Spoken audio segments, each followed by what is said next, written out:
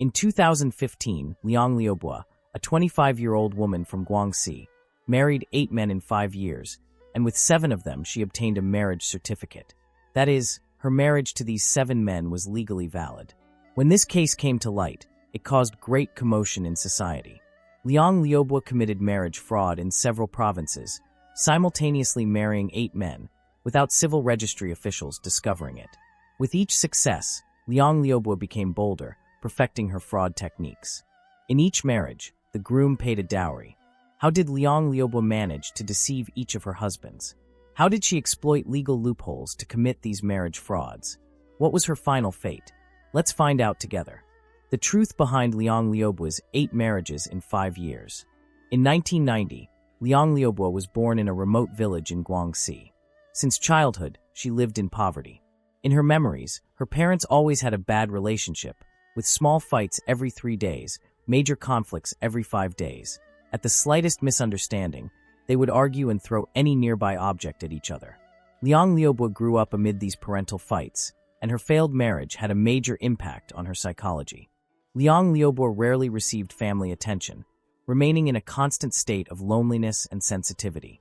She realized that her parents' marriage was heading toward an end, but never imagined they would disappear from her life without any warning.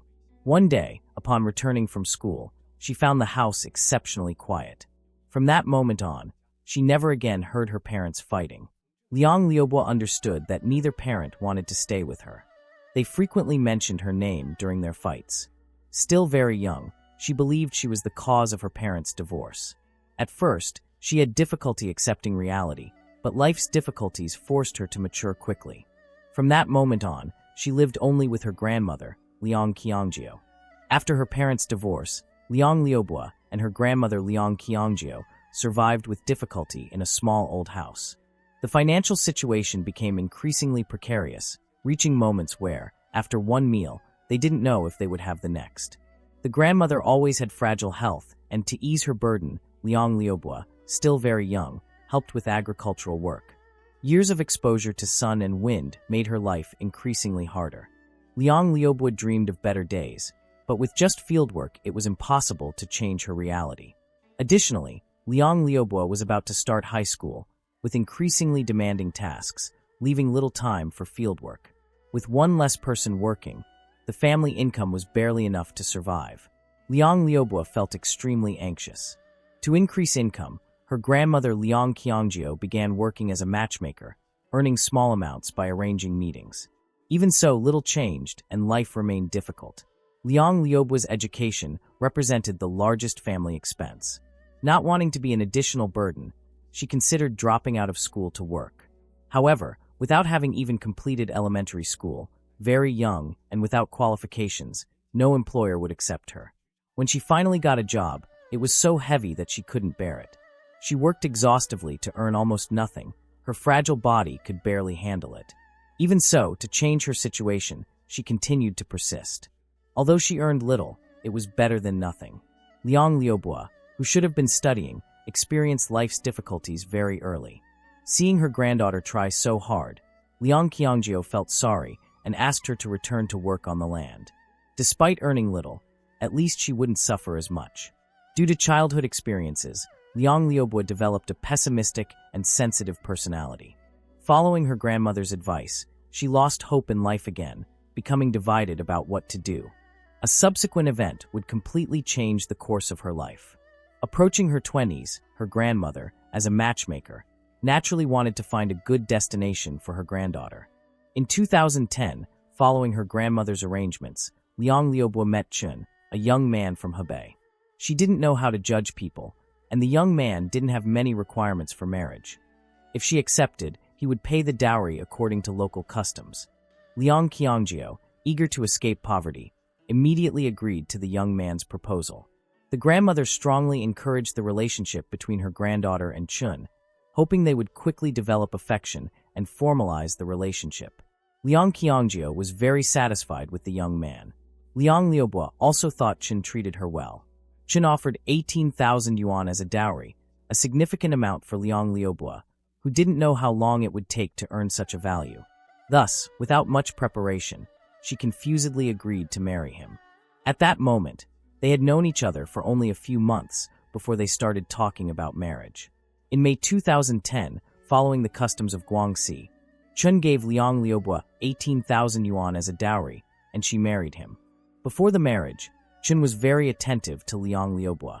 At the beginning of the marriage, she had high expectations, and her husband's affection provided her with the family warmth she so desired.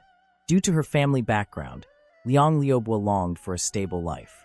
At that moment, she really wanted to build a life with Chun, believing that if she treated her husband well, he would treat her equally well, as relationships are reciprocal. After marriage, she took on all household chores and lived a period of marital happiness. Liang Liubo believed that this simple and happy life would continue. However, happiness lasted only a short time. A few months after the marriage, she again experienced the bitterness of life when Chen's true nature was revealed. It was then that Liang Liubo discovered that Chen was extremely controlling and had violent tendencies, physically assaulting her when contradicted. At first, Liang Liubo opted for tolerance, believing that if she didn't resist, she wouldn't provoke her husband's anger, besides not wanting to worry her grandmother. However, her submission only encouraged Chun to intensify the violence. Gradually, she saw the true nature of her husband and understood that, even by tolerating, Chun would not change. She became completely disillusioned with her husband. Then, Liang Liubo planned to secretly flee. One day, taking advantage of her husband's family's absence, she abandoned that place of suffering, returning to her homeland in Guangxi. She expected to be reprimanded by her grandmother upon secretly returning, but surprisingly, her grandmother said, "If you're not happy, you can find someone else. You're young, you'll have many opportunities ahead. I'll find someone better for you." Liang Liubo never imagined that her grandmother would console her in this way. At that moment, she had been married to Chun for a short time. Feeling victimized by that marriage, she didn't want to return the dowry money. After fleeing, she never returned to her husband's house, nor did she divorce Chun. After leaving her first husband, Liang Liubo didn't immediately follow her grandmother's advice to start another marriage. However, the precarious life forced her to make choices. Seeing her granddaughter's hesitation, Liang Qiangjio told about a girl from the village in a similar situation who, after returning from her husband's house, found someone with better conditions in another province. Liang Liubo understood her grandmother's insinuation and, fearing continued poverty, after an internal struggle, headed toward the path of marriage fraud. Following her grandmother's advice, Liang Liubo prepared to seek new targets in other regions. Her greed led her to the abyss of crime. She packed her bags and left for Shangyu in Zhejiang. There, she met Huang, a middle-aged man. The young and beautiful Liang Liubo, upon entering his life, naturally conquered him. Huang became increasingly obsessed with Liang Liubo, quickly falling into the love trap she had prepared. During the relationship, intimacy grew. Huang, feeling privileged to find such a young girlfriend at that age, became completely submissive to Liang Liubo, and the relationship grew increasingly closer. Soon after, Huang asked Liang Liubo to marry him. The target had finally taken the bait. Liang Liubo felt nervous and excited. It was her first attempt at marriage fraud, and she didn't imagine it would be so easy. Huang knew that Liang Liubo had a difficult childhood. To reduce his suspicions, she said she valued the relationship very much and didn't care about the dowry amount. Huang, moved by her words, believed she really wanted to build a life by his side. Liang Liubo informed Huang that the dowry would be only 35,000 yuan, a relatively low amount, which Huang accepted without hesitation. Next, Liang Liubo and Huang went to the civil registry and obtained the marriage certificate, becoming legally married. In the meantime, her first husband, Chun, was looking for her whereabouts. She disappeared 2 weeks after marrying Huang. In just 4 months, she lived through 2 marriages, collecting more than 50,000 yuan in dowries, a method of making money much faster than the lottery. Having proven the benefits of marriage fraud, she became increasingly bold. To make the next plans more convincing, she joined forces with Liang Qiangjio to commit the crimes. Liang Liubo's grandmother pretended to be a matchmaker, primarily targeting men eager to marry. With the previous experience of marriage fraud, her techniques became more sophisticated. She exploited male psychology, knowing that they preferred gentle and apparently vulnerable women. When meeting potential candidates, Liang Liubo assumed this personality, causing them to quickly fall into her trap. In each case, the the requested dowry was lower than the normal value of the region. Combining this with her apparent understanding and youthful beauty, she rarely failed in her frauds. Next, through a meeting arranged by her grandmother, she met Huang from Fujian. He quickly trusted her and subsequently gave her 53,000 yuan as a dowry. Liang Liubo spent even less time with him, staying only a week at his house before disappearing again. After her departure, the man reported the case to the police. Using the same methods, Liang Liubo married 8 times in 5 years. Each time, the man paid the dowry and she obtained the marriage certificate with them. As the internet was not so widespread at the time, even with victims reporting after the fact, Liang Liubo, who committed crimes throughout the country, was not captured. However, the law is broad and inevitable. When one commits many bad actions, eventually one makes a mistake. Material temptation had already made the young Liang Liubo completely lose her judgment and moral sense. In November 2013, using the same previous methods, Liang Liubo defrauded Liu, from Hunan, of 56,000 yuan in dowry. This time, she lived with him for only a week before leaving. 2 months later, she committed another crime, defrauding Yang, from Shandong, of 56,000 yuan in dowry.